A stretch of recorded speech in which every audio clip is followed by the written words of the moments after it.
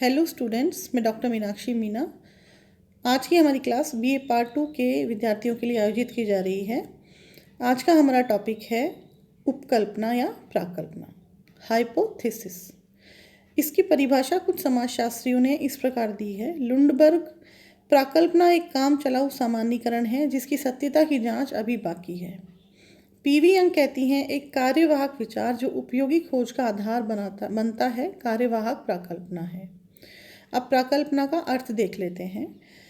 प्राकल्पना एक पूर्व विचार, निष्कर्ष, कथन, सामान्यीकरण, अमूर्तीकरण, अनुमान या प्रस्थापना है जिसे अनुसंधानकर्ता अपनी शोध की समस्या हेतु निर्मित करता है और उसकी सत्यता की जांच करता है।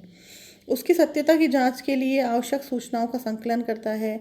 एक प्रकल्पना विभिन्न चरों के बीच संबंधों को स्थापित करती है।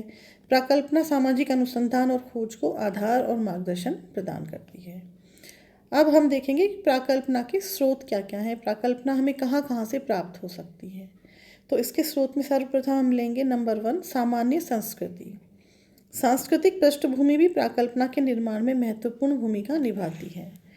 इसके अलावा प्रत्येक संस्कृति में कुछ ऐसी सामान्य मान्यताएं और विश्वास पाए जाते हैं जो मुहावरों, तुकबंदियों, सूक्तियों के द्वारा अभिव्यक्त होते हैं।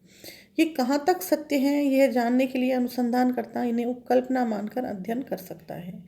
सामाजिक परिवर्तन से भी उपकल्पनाएं जन्म लेती हैं। दूसरा हमारा टॉपिक है वैज्ञानिक सिद्धांत। समाज में पूर्व प्रचलित वैज्ञानिक सिद्धांत होते हैं, इनके आधार पर अनुसंधानकर्ता सामान्यीकरण करते हैं। ये सामान्यीकरण ही उपकल्पनाओं के रूप में ग्रहण कर लिए जाते हैं। तीसरा है सादृश्यताएं। कई बार सादृश्यताएं या समरूपताएं भी उपकल्पनाओं को जन्म देती हैं। कुछ विशेष प्रकार के व्यवहार मानव और पशु में समान रूप से दिखाई पाए जाते हैं। चौथा है व्यक्तिगत अनुभव। कई प्राकल्पनाएं व्यक्तिगत अनुभवों का भी परिणाम होती हैं। लोम्ब्रोसो ने अपराधी जन्मजात होते हैं इस प्राकल्पना से सैनिकों का समाजशास्त्रीय अध्ययन किया था। पांचवा है अंतःप्रज्ञा। मानव की अंतरात्मा की आवाज़ या अंतर्दृष्टि से भी प्राकल्पनाओं का निर्माण किया जाता है। छठा है अनुसंधान एवं साहित्य। अन्य व्यक्तियों के द्वारा किए गए अध्ययन के निष्कर्षों, साहित्य आदि के आधार पर भी प्राकल्पना का निर्माण किया जाता है। तो ये तो हमारा टॉपिक यहाँ ख़त्म होता है कि प्राकल्पना के स्रोत क्या क्या हैं। अब हम पढ़ेंगे एक अच्छी प्राकल्पना की विशेषताएं क्या क्या हैं। नंबर 1 है स्पष्टता। प्राकल्पना स्पष्ट होनी चाहिए। नंबर 2 प्रयोग सिद्धता। प्राकल्पना ऐसी होनी चाहिए जिसे अनुसंधान करने के पश्चात सिद्ध किया जा सके। तीसरी है विशिष्टता। प्राकल्पना विशिष्ट होनी चाहिए। चौथा है उपलब्ध प्रविधियों से संबद्ध।